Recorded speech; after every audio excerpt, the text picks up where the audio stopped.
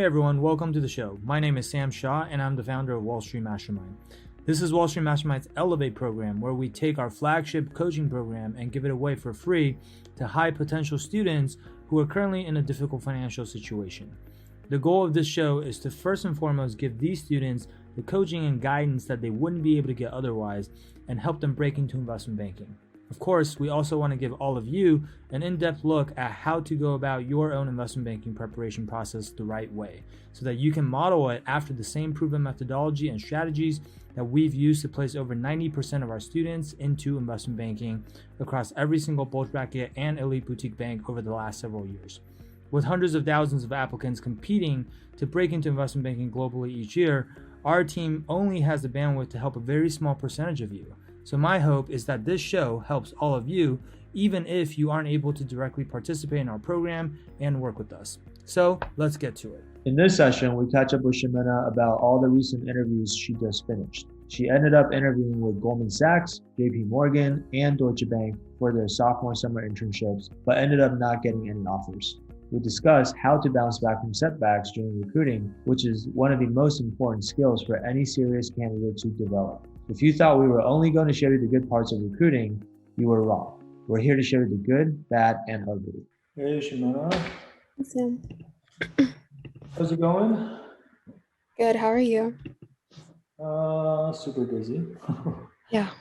I do have a hard stop in about 55 minutes, so I just want to let you know. So I have another call after this, but what's going on in your world? What's on your mind?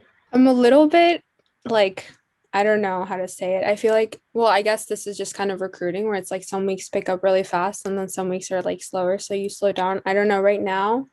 Um, I guess I'm just thinking to myself, like, I had 3 super days and okay, so I didn't get any of them. I heard back Friday, I believe.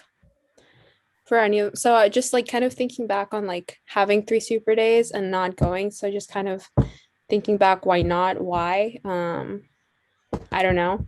Just yeah. I mean, just going forward, staying positive with that, just kind of thinking back, but also like, I don't know, I can't help to like keep thinking like I just keep missing these opportunities and they could have been like life changing, but I'll find other opportunities.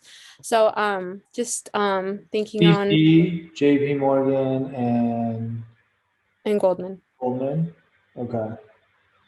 Okay. Sorry, continue. What were we going to say? So just kind of thinking off of that. I just hope that because it's so that I did email the DB bankers if there was any feedback that I could have, but I didn't get any response or anything. So I just hope that the way that I'm interpreting the mistakes that I made is correct of what I think. Um, I think like for the Goldman one, I think I finally got down like the stories in terms of finance and everything that I wanted, but then I just was not expecting like politic questions of South America or anything like that. So it felt like it was something else I could have prepared for, but I didn't. And I don't know. Also, sometimes just like I was talking to my parents about this. Sometimes it's just in Spanish. Like it's hard to for me to express myself the same way.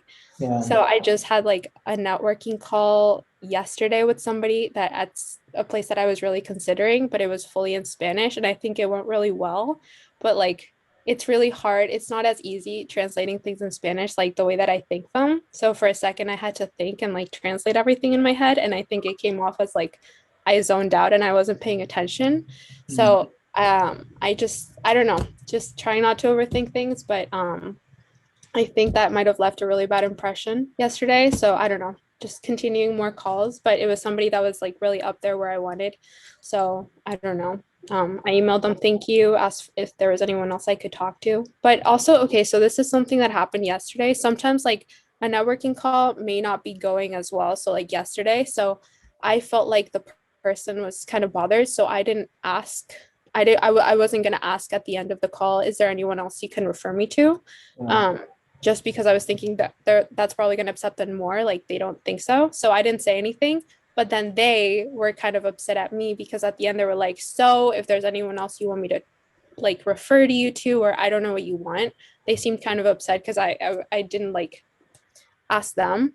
But the way that he approached, he was like, I don't know what you want. And his tone completely changed. And then And then I said, yeah, that would be great. Thank you. And then he said bye, like very like dull, completely different from when the conversation started. So either way, I emailed that. So would you say it is something that you should always ask, or it's kind of like the same thing where it's like subjective on how you think the conversation is going? Because yesterday I thought it was bad, but he seemed upset that I didn't take that initiative. So you didn't ask him because you felt like the conversation didn't go that well, so you figured it's better to just not ask because he's probably not going to help anyway. Yeah. But then he actually wanted you to ask. And Yeah. He was like upset that I didn't, because I was like, okay, thank you so much. Thank you for your time. And then he looked at me, he was like, yeah, if you want me to talk to like anyone to talk to, like he seemed like it seemed like I didn't have a reason for the call. And I guess that should be a reason for the call.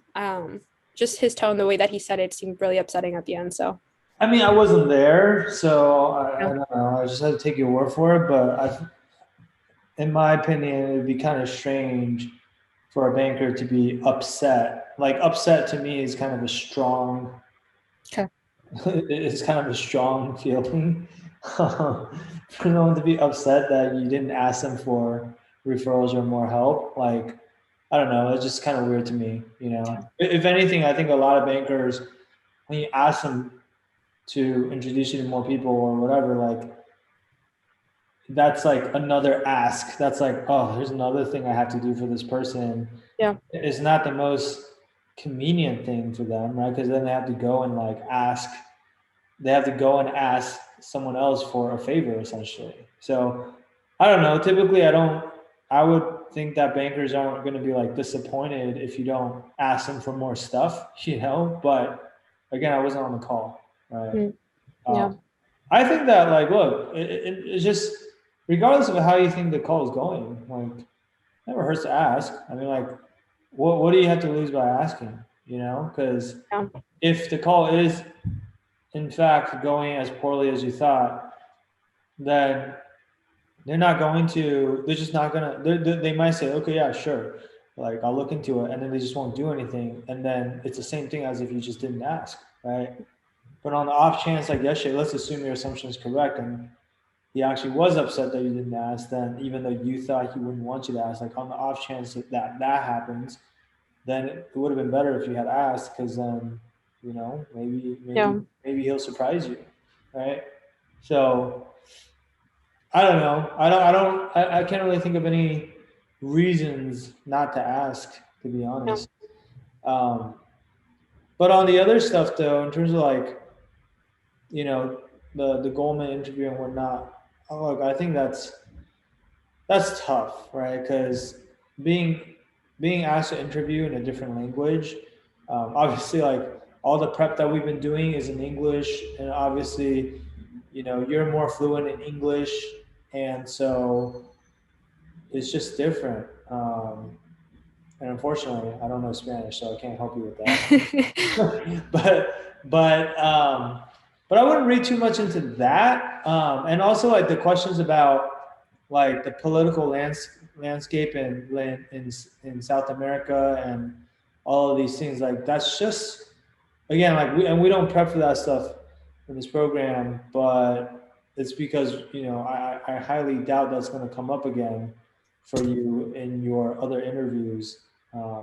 future with these banks. So I think like sometimes with these interviews, like there is some element of luck.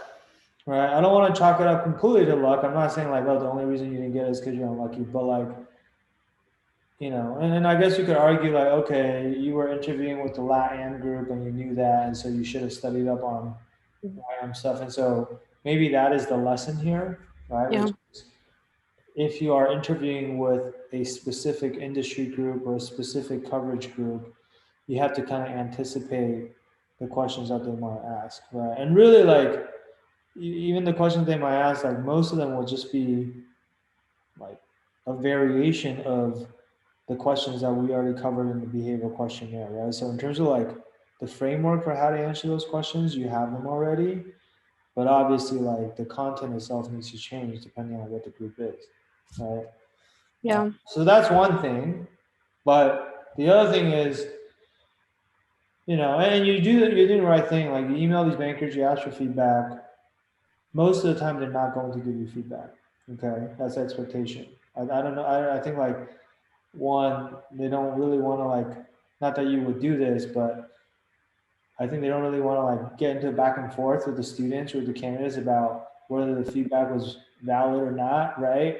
And so they just like would rather not bother. And then two, also, I think there are also like some liability reasons, right? Because if they accidentally say the wrong things, like they don't want to get sued for discrimination or something. It's like, Right. oh, they didn't Yeah. hire me because I am Yeah.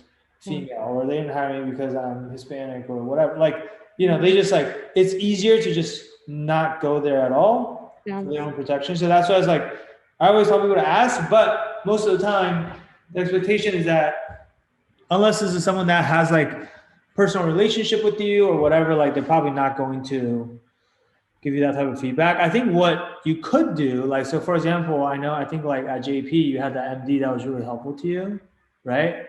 So I don't know if you've updated her. Which did. Um, and like when you update her, like that type of person could probably find out for you what the real feedback was. Yeah. Right. And so I would, if you haven't already, I would try asking her, like, hey, here's the situation, right? Like, obviously I'm bummed I didn't get this. I also made it to 2 other super days. I didn't get those. I feel like there's something that I'm doing wrong right now, but obviously I can't figure out what it is on my own, or else I wouldn't be doing it. And so I was wondering like if there's any way you could maybe just like find out what the feedback was for me so I know what to work on, and usually um, like if someone's like really wants to help you, like that's something that they'd be willing to do, right? Mm. Can't guarantee that she'll do it, but like it's worth a try. But without like that type of relationship, like usually people are not gonna help you out that way, So I think Mm. if you could do that, like try that, right? Because like if you can get the feedback, then and we know what it is, then we can be more targeted and Mm. work on those things. Um, but otherwise, like, look, I think you're gonna have more interview opportunities, and I think that also, um, obviously, it never feels good when you get so close and then you don't get the offer, right? Um, but this is normal, Like we've worked with hundreds of students at this point. Like the I can maybe remember like one student off the top of my head. There might have been more than one, but like as far as like if you wanted me to give you examples of someone who like just passed every single interview they've ever gotten, like got advanced to every single super day, and then went through like the first 4 super days and passed all 4, and then stopped interviewing. Like I can count one person off the top of my head. Right. Again, there might be others, but I'm just saying like that's more the exception and not the rule, right? Yeah. And that's just how hard this process is. That's why it's so important for most people to have multiple at bats, right? Like if you only have one interview, then the odds are stacked against you, right? Statistically Mm. speaking. But even the interviews that you've gone through so far, even though they didn't directly result in an internship, um, two things to realize is like one, you still got you still put in like the additional reps. Like it wasn't completely for nothing. Mm. Whether you know it or not, it's gonna make your next interview a little bit easier, because now you've gone through it so many times. Like it's just some of your answers, even now you're probably starting to feel this. Is just like you've delivered it so many times, it's almost becoming second nature, and it'll just become easier and easier, right? So that's one. But the second thing to know is like, especially if since you've been making it to the super days, I think what most people don't realize is that because the outcome seems binary, right? It's like this person got the offer, this person didn't, right? Or this person got the offer and you didn't.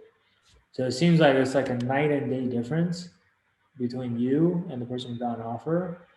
But in reality, a lot of the times, like the separation between the people who got the offers and the people who didn't, it's like very, very marginal, it's like, it's not like these huge mistakes that you're making. Like if Yeah. you got that far, you're usually going to be like relatively qualified, right? And at that point, it's just like, who performed the best that day, or maybe someone was like slightly better than you in some way, shape, or form.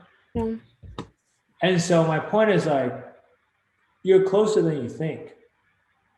You don't have to be too down on yourself, or I mean, it's easier said than done, but like, sometimes people after they get rejected a few times, Mm. they start to lose confidence, and they start to like have self-doubt, or like, oh, maybe I'm just not good enough or whatever.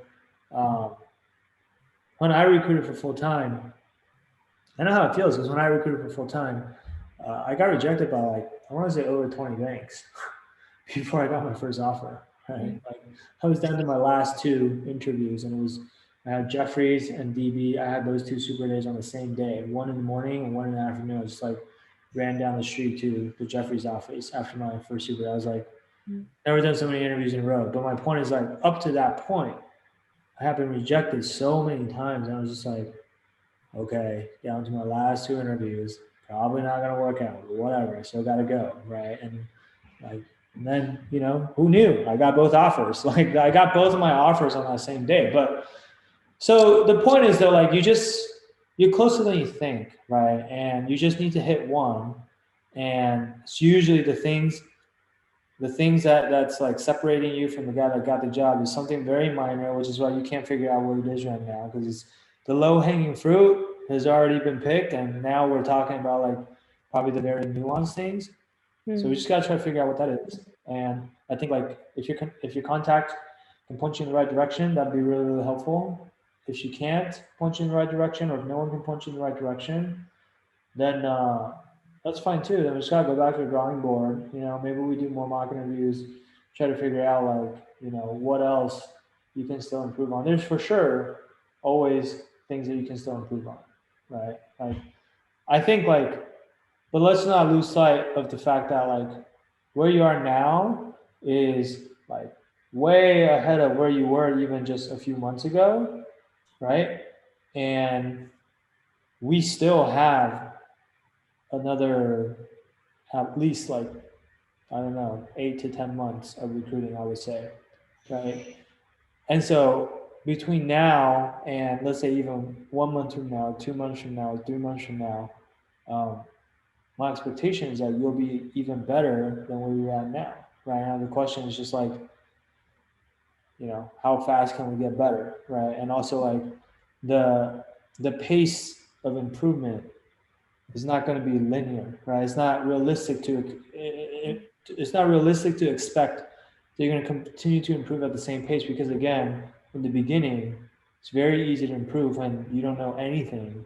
Mm. Now that you know a lot more, it's going to be a lot more gradual, but still important, right? Yeah. So um, anyway, that's my little pep talk for you, but Mm. Yeah. uh, but it's not supposed to be easy.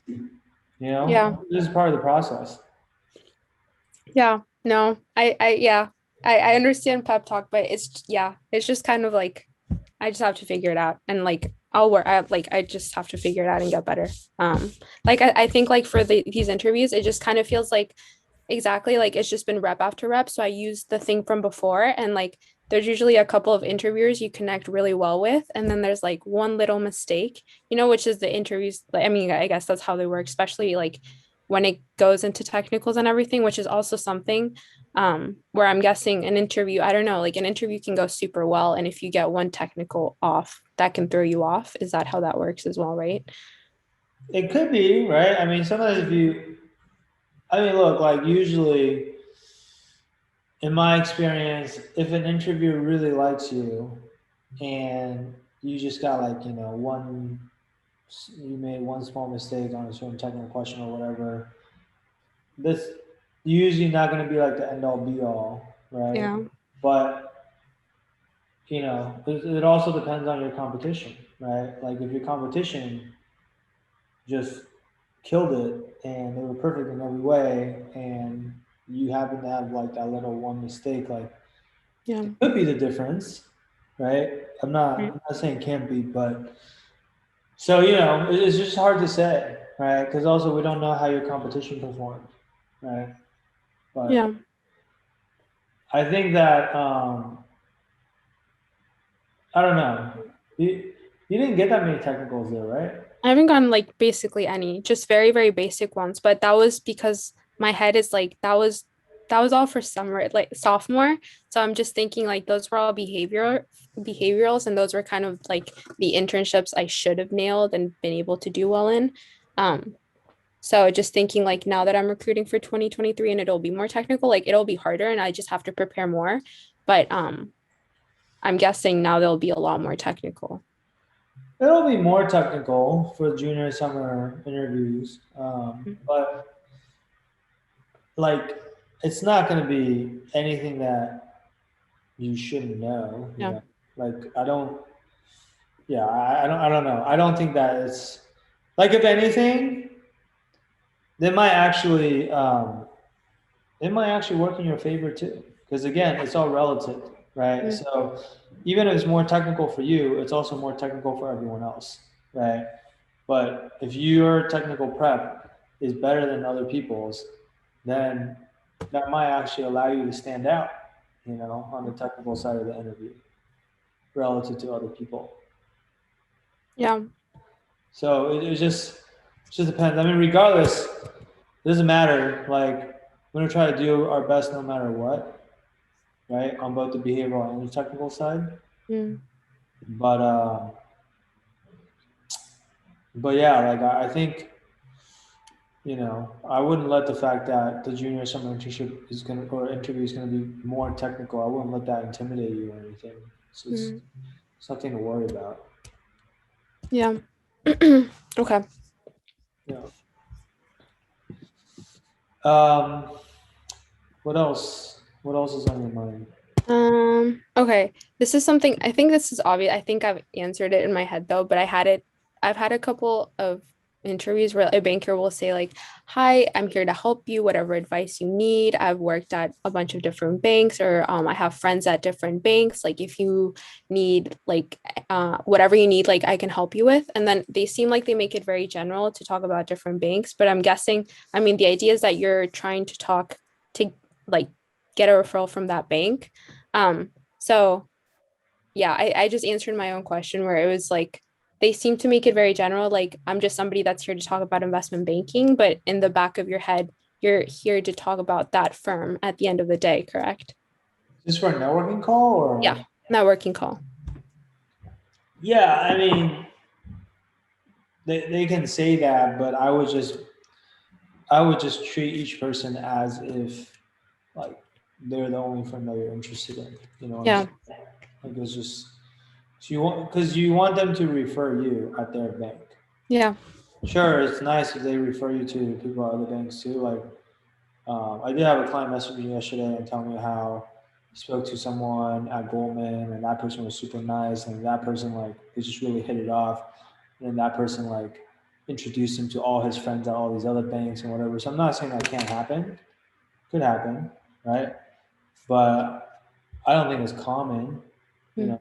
And I think even if they do introduce you to other people out of the banks, like there's no guarantee that these other people will be as helpful too, right? So the point is the value of something like that is a lot lower than say if they were just willing to like refer you for their own bank, right? mm, But no one wants to refer people for their own bank if if they even like suspect that the person they're referring may or may not come to the yeah, bank even though they got the offer, yeah, right? yeah, Because that does happen. It's like sometimes people put in like you know, I mean this is happening in our program. You know, like I had an alumni help one of my clients, and then like the client got the offer, but then they got a better offer, and then so they took the better offer. Right? Which is like I can't blame them because ultimately like it's your career. You got to do what's best for you. But for the alumni that helped them, like you know, it does kind of suck, right? Because they probably like went to bat for this person and vouched for them or whatever, and it's just like person just kind of, it's not personal, but you get what I mean though. So like no one wants that to happen, right? So sometimes when they say that, like who knows? I don't know. I don't know these bankers. Yeah. They might be being genuine or they might just be testing you. Yeah, that's what I was gonna ask. It seems like a testing question. Yeah. Okay. Okay. That. Okay. And then something that I've kind of struggled to do where I think that it doesn't sound as genuine, which is like when you just try to like pitch in a deal when you're having this conversation where like clearly like I mean, I know what I'm trying to do where I'm trying to like sound like I've like been following the deals and everything, but just kind of I don't know, the past few times that I've done it, it just hasn't, I guess it's the relativity of it because I was looking at like deals that were from like a year, like no more than a year. But the couple of times that I've looked into it, like the people hadn't worked there, so they've been like, no, we don't know about that deal, or no, we haven't worked for that deal. So I guess having multiple deals would be something, but I don't know. The way that I've been saying it is like I'll be like, I'm very interested. Oh, I was very interested. Oh, I saw that this company worked on this deal and this deal, and I was interested because it seemed complicated the way that the negotiation went from what I read. Is there some, do you know about this deal or is there something you can tell me? I don't know, is that a good way to phrase it?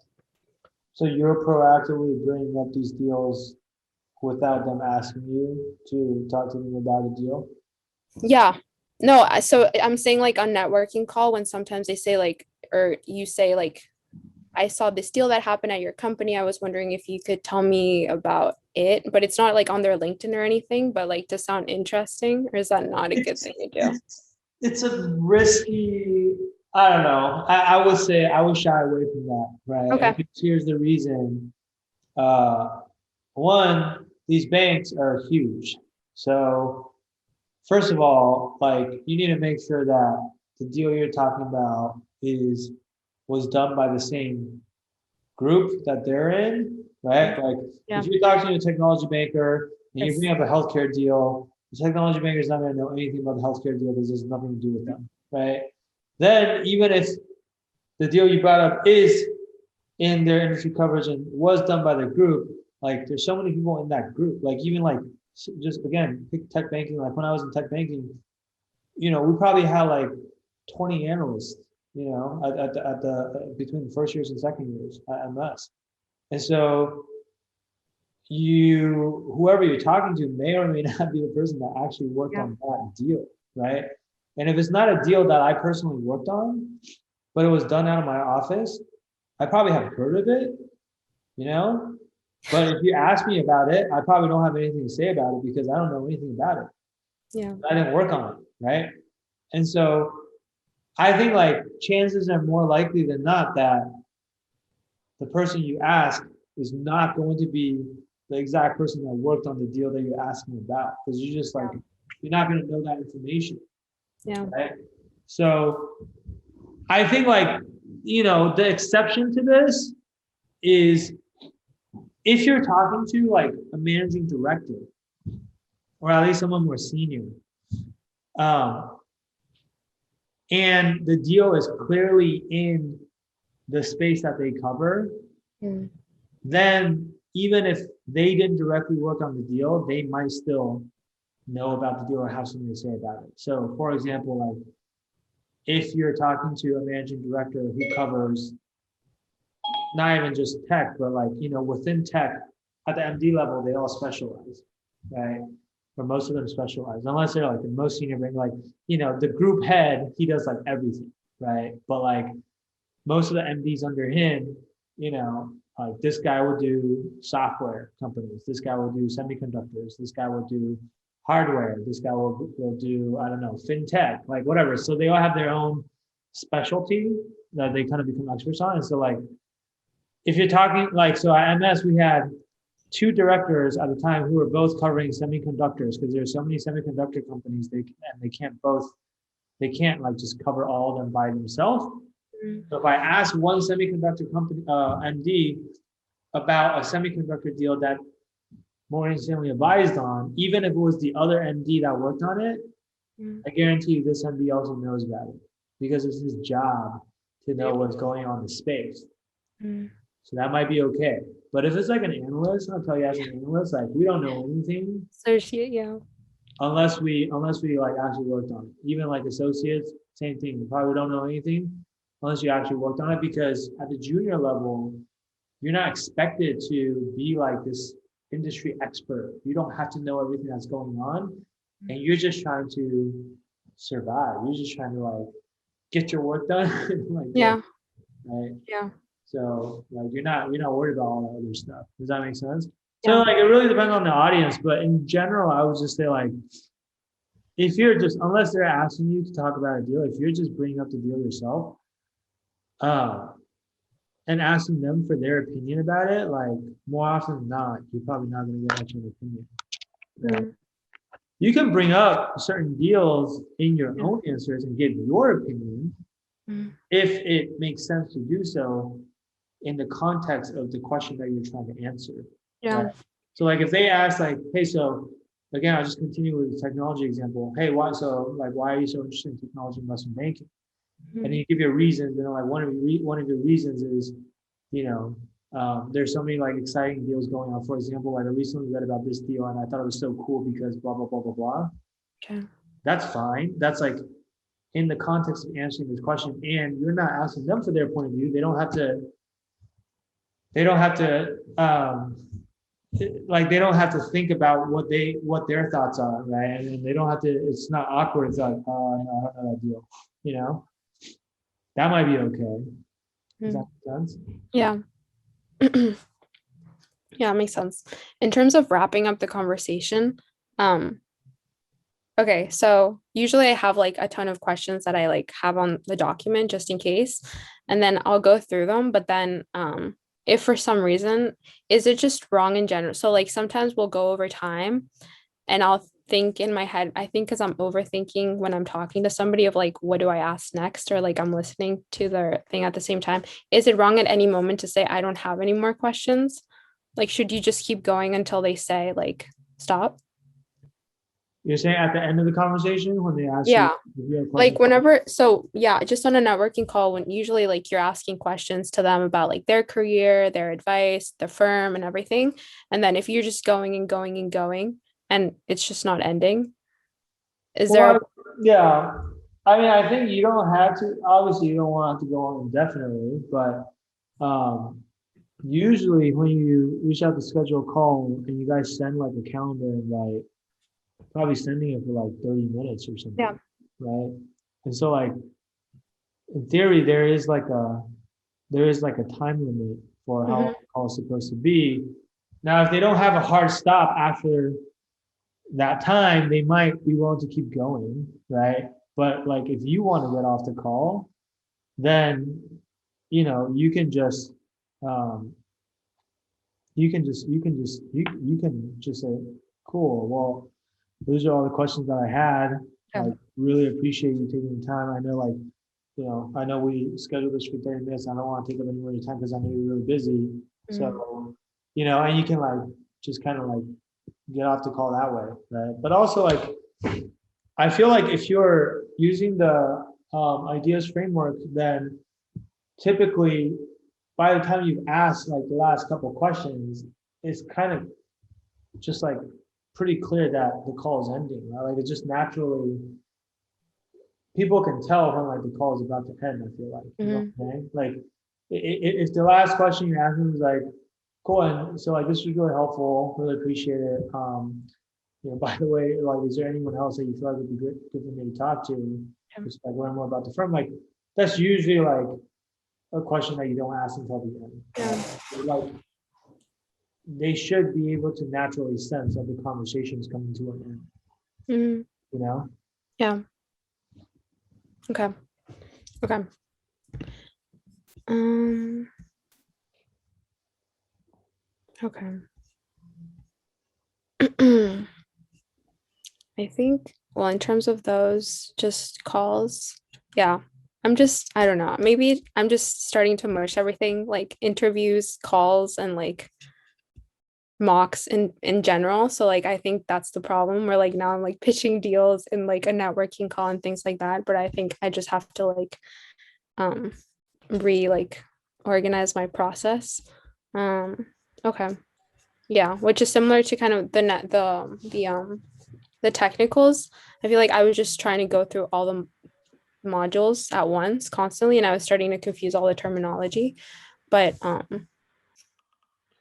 Yeah, I okay. mean, look, I think, maybe you were kind of in a rush because you had all these diversity interviews that were coming up, right? But Mhm. like now that you have a bit more time, like it's okay to go back through and do a second pass and make sure that you're really understanding. Like sometimes on the second pass, you're gonna pick up things that you didn't pick up on the first time, Yeah. you know, because your level of understanding is much better than what it was before now. Mhm. So it's gonna free up your mental bandwidth to catch other things that maybe you couldn't catch the first time when you was like almost kind of overwhelmed because you're just learning this information for the first time. Right? Yeah. So, I would do that, especially Okay. since it sounds like you're not like 100% confident on the technical side yet. Right? Mhm. Yeah. In terms of all those formulas are things you have to memorize, or will they give you the chance to have paper and calculator, or for example, whack and all the smaller um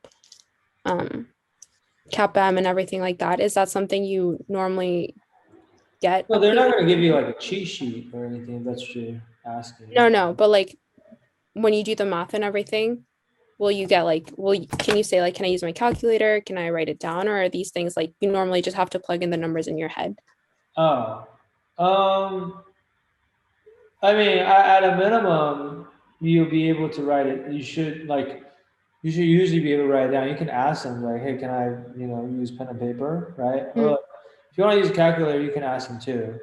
But it depends on what they're asking for, right? yeah.